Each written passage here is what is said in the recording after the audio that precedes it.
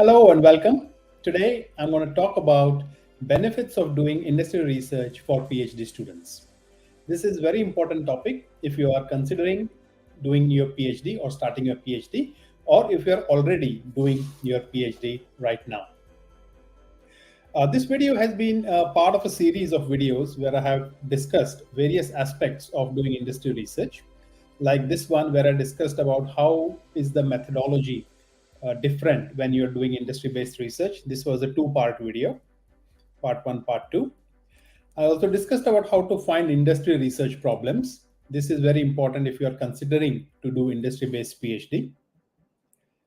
I also did a video on what is industry focused research. So where I specifically outlined the difference between academic and industry based research.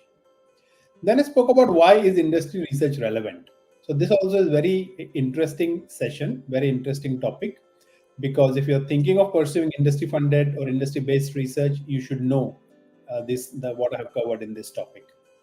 And the most important, or the one that has become very popular, is this video on how to approach industry partners to secure your industry project or industry funding. So if you have not seen this series of videos, I strongly recommend you have a look at this. And then let's get started with today's session. So do follow me on LinkedIn, YouTube, Facebook, and Instagram. So today's session is on benefits of industry research for PhD students. And I'm going to talk about 10 points or 10 different reasons why considering or doing an industry-based PhD is useful for PhD students. The first reason is the practical application of your research. In academia, we typically focus on very much academic or theoretical research, and that is not bad. So that is very important, because that is how a field grows or expands or evolves. However, doing practical application, practical research through or in partnership with the industry partner has its own benefits. What you will be able to do is to apply theoretical knowledge to solve real world problems. This is the core and the most fundamental part of doing and the reason for doing industry-based research. So you are solving real problems that impact people in the real world or in the society. You create a tangible solution with societal impact. So as part of your industry research, you would most likely be given a specific agenda, a specific research topic that you would have to work on and to develop a tangible solution that will be impactful.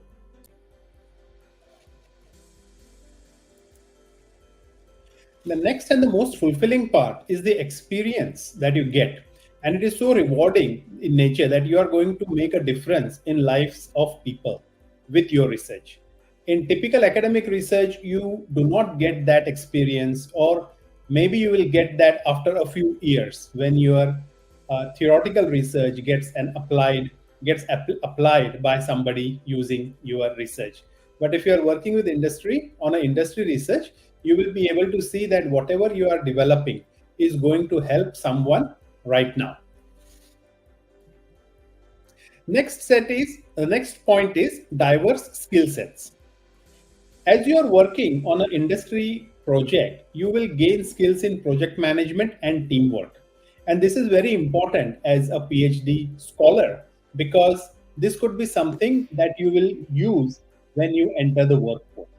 Another benefit which I will talk about later is that with the industry-based research, you are opening up your options for employability, not just limited to university or academia or research centers, but broadly to a lot of different industries. So this benefit, this useful skill that you gather while working on a industry-based research project is very important. Project management, teamwork, working collaboratively in an environment, solving a problem with a group of team members, that is something that you will gain and that you will be able to apply as well in the future in your work. You will also gain a very important skill, and that is to improve communication with non-specialists. Typically, in an industry setting, you are not talking with academics, right? So you are going to train yourself, or you will be trained when in talking or explaining your research or explaining the problem in a simple way that non-specialists can understand. That is, people who are not from that field, not from that industry, they can understand, or those who are not technical. So basically, you are improving your communication skills, your soft skills in conveying your research in a very layman's term, without jargon, without technicalities. Simple explanation of your research. And this is a very strong and very useful skill to have. Another thing is understand and align with business objectives. On many occasions, as a researcher, we are very much tuned to think on solving a research problem, but not considering what are the business implications of that solution. So, a research problem can be solved in many different ways. But when you are solving an industry based research problem, there may be some restrictions, some boundaries within which you have to solve that problem. For example, industry may have a requirement saying that you can only spend X amount of dollars for this part of the research, or you have to finish this research or this problem in the next 2 months. So you do not have infinite time or unlimited time to work on it. So you have to understand that working on an industry based project, research project, does require some commercial thinking on your end, so that you understand the priorities of the business and align your research to their expectations. You become more versatile and attractive to a range of employees. This is very important. Like, I have seen many of my students who have taken an industry internship, or some who have actually done an industry based PhD from start to finish. And I can really say that that kind of research, that kind of industry based PhD or industry internships have changed my PhD scholars a lot. They get to experience how is it to work in the real world in a company where problems are real and solutions need to be developed to solve those real problems, and in a very short period of time, or in a very restrictive environment. Next thing is networking opportunities. When you work on an industry program, industry project, you have the option, you can broaden your professional network through industry collaboration. And that not only helps when you are working on a specific project, but it also helps later on when you are looking for employment, when you're looking for a job. So being in a industry setup gives you that opportunity that others who are doing pure academic research may not have. So if you have the opportunity, you should leverage it. You should make the maximum out of that opportunity. It also opens a door for job opportunities and future collaborations. So if you are working, people are always looking out, right? They always, maybe it is on LinkedIn, or maybe they're just checking your progress, maybe your research papers, or you're given a presentation, or you talk at some event. People in the industry keep an eye on who is doing what. And when a suitable opportunity arises, then they can think, oh, okay, I remember I heard someone talk about this at this event. Let me find out who that person is, because I have a project where I think that person would be able to add value and contribute and be a member of the team. So this is very important. So it will open up job opportunities for you, or project opportunities. It doesn't have to be a job as such. You will gain valuable insights into diverse career paths, right? So as a PhD scholar, one of the common career direction is to enter in academia and start working as an academic. So starting as assistant professor and going to a full professor, or you could start as a research fellow and progress forward from there. Alternatively, you could work in a government research center, where the focus is basically conducting research. But if you have the experience of working on an industry research, that opens up doors for you in many different industries. Yeah, because what I like to say is, when you're doing PhD, you are actually receiving a training, and that training is about how you identify and validate a problem, how you decide how to solve the problem, so deciding the methodology, then you actually go and solve the problem, so that's when you get your results and your findings, and then you tell others or discuss what your findings mean. So that is a training program, a kind of a training that will help you to solve any other problems in the future. So you're not only limited to solving one problem, but if you start working for a company, they give you that this is the problem statement, we need to solve this problem, how will you do it? Then the training that you have received during your PhD, you put that into action. You will say, okay, let me first verify that this problem is really a problem, or why do you think this is a problem? So first validate that the problem exists. Yeah. On many occasions in the industry, the problem would exist because the business might be facing that as a problem. Then you would see, okay, how do I solve it? So this is where the literature review part kind of comes in. You would have to see if this has been solved by a competitor or not, or if they have solved it, what technology they have used, what approach they have used, and how is that approach working for them.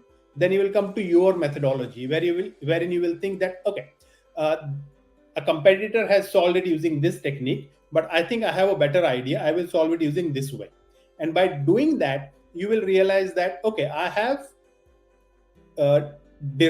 figured out a new way to solve the problem for the company that I am working with. And then you go and develop the solution, you test it, get the results, and so on.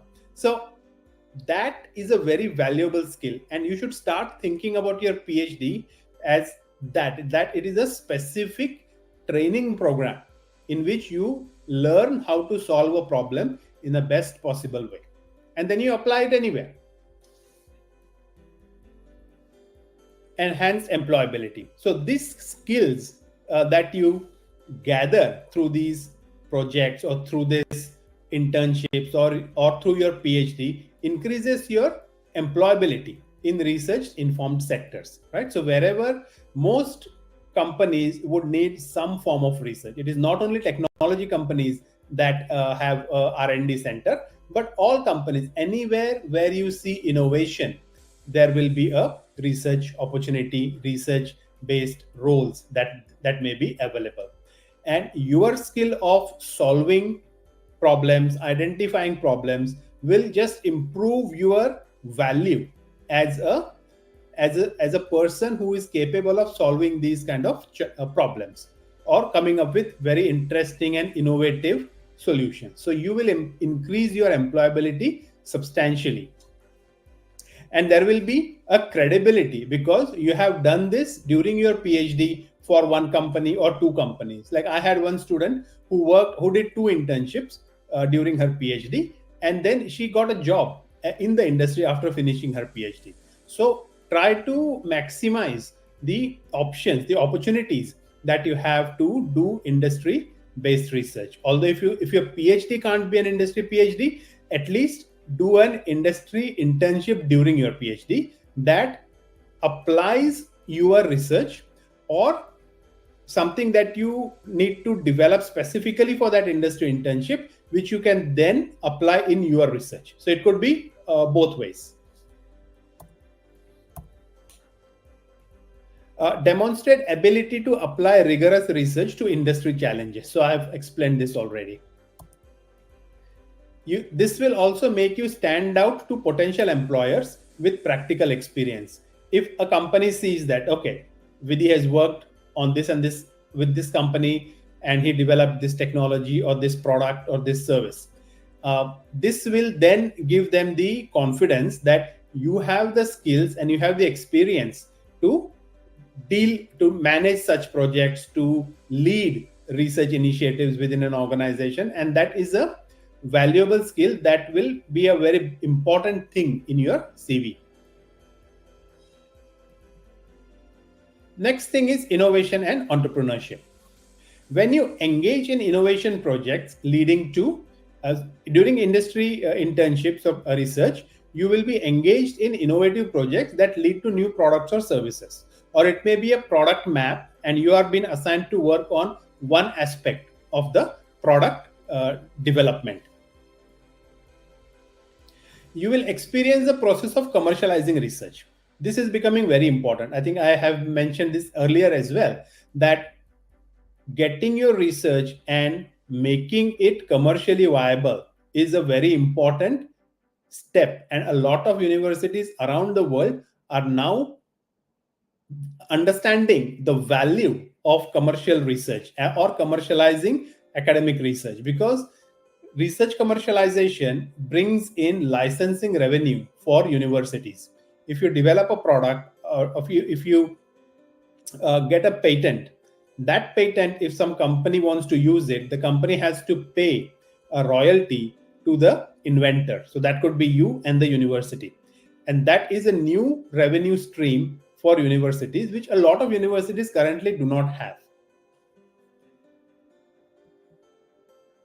It also fosters an entrepreneurial mindset.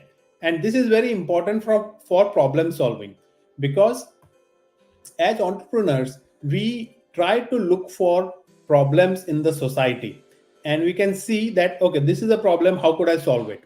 So that thinking, that mindset, change in the mindset is very important if you want to be kind of prepared to work in the industry after your PhD.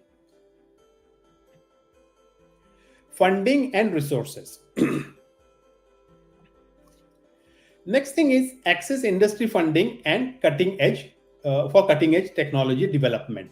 When you are in the industry working on an industry project, you have the opportunity to firstly secure additional funding to do your research. Sometimes you may get a top-up scholarship from the industry, because they think that, okay, if I can give him or her additional scholarship during the PhD research, that will have some more motivation. So you will always see that the industry scholarship for a PhD is much higher than a typical academic scholarship received by other PhD scholars. You will also have the opportunity to utilize resources not typically available to academics or in academia, because industry may have their own massive data sets. You could use that data to get a lot of insights, or you could develop models that you could test on these real world data, and that will give you an upper hand, because a lot of academics or a lot of PhD students struggle with data collection. But if you are in the industry, the data is already there. On most occasions, you will be able to use that data and develop or test your models and verify that it works. So that is a very important aspect that is typically very not easily available to academics, but you can have it in the industry. Enhance research scope and impact with advanced tools. So if you have access to industry data, you can you can expand the scope of your research, because you have the data that you would need to do that additional bit of analysis or additional modeling, which otherwise would not have been possible if it was only academic data. I mean, you would have to spend a lot of time to collect the data and then do the analysis. But if you already have the data, you reduce that one step, and you can start spending more time on analyzing that information or analyzing that data. Next thing is you build up a skill to understand industry needs. And if you do that, you can gain deep insights into sector specific challenges. And what does that do? It can help you create opportunities for yourself. For example, let's assume that you have finished your PhD, right? You're looking for either starting up your own job, starting up your own company, or looking for a job. If you have that ability to understand or infer industry challenges, you may be in a position to be well placed to more opportunities across different sectors, because you kind of build up that mindset to decide or to find out what problems are there in the industry and where I could apply or use my knowledge to solve that problem. You could align research with commercial relevance. This is again an important skill, especially if you have already done a PhD in the industry. You would already have that mindset, and you can nurture that and build upon that, and you will always find out, or you'll always get that commercial angle to research, which typically pure academics will always struggle. What you can also do is to shape an academically and commercially interesting research agenda, right? Typically, it could either be academic or it could be commercial. But you having both the skills, you could come up with a nice blend of these two mixed together very nicely. Next is career flexibility. Working in an industry during your PhD or doing an industry-based PhD opens up diverse career options in R&D, consultancy, and policy development. So you could work in academia, you could work with an industry, with any company, or you could work within government. So I had a recent PhD scholar who completed with me. He is now working with the Australian Department of Civil and Construction, and there his research is to what he's been assigned to work on is how can existing buildings be retrofitted with new products that could improve the energy, reduce the energy consumption of the buildings. So for that, he has to apply his academic skills that he had gathered. For example, he conducted a systematic literature review using academic articles, journal papers, and so on during his PhD. But now he is applying that knowledge to commercial documents, commercial reports, and finding out what technology is there that can be used to retrofit buildings to reduce energy consumption. So his research was academic focused, but he came from the industry. He had many years of industry experience before coming to PhD. And after completing his PhD, he went back to industry and applied his knowledge. That the thing that I talked about just then about considering PhD as a training program. So he used that training that he got during PhD, and he is now applying it for working in the department. And the outcome of this will be development of a new policy that will be used across the Australian, or at least the Western Australian construction sector. So you can see the impact of your research when you are, get this kind of an opportunity to work. This also lays a foundation for a career in academia with applied research focus. So this is a different angle, right? So maybe most researchers do theoretical research in university, but you with an experience of working in industry or doing an industry-based internship and a research project, you start thinking about the applied nature of research and you bring that to academia. And that is a very good thing to do, because that will gradually change the culture within academia to start thinking more practically, more commercially, so that the research that is done is of practical relevance and significance and can be applied right away. And thereby you have a greater flexibility in choosing your career paths, because you're not just limited to being in academia. Ninth is problem solving skills. As I said earlier, during your PhD, you're basically being trained to solve problems. So this is a training. You can be given simple problems, complex problems, very unique problems, and your job is to find out the best possible way to solve that problem. And that problem solving could have a lot of constraints around it. That is, such as this problem has to be solved in the next 3 months, or I only have a set amount of budget, or you can only have 2 additional researchers working with you on this project. So things like that, which are commercially or business focused constraints, could be placed so that these you would have to work under those boundaries. Yeah. You will develop innovative solutions to challenging issues. I covered this already. And you will become adept at addressing a wide array of challenges. And I think this is very important, because you will get the opportunity to work on so many projects in over your career, or maybe over the next 3 to 5 years.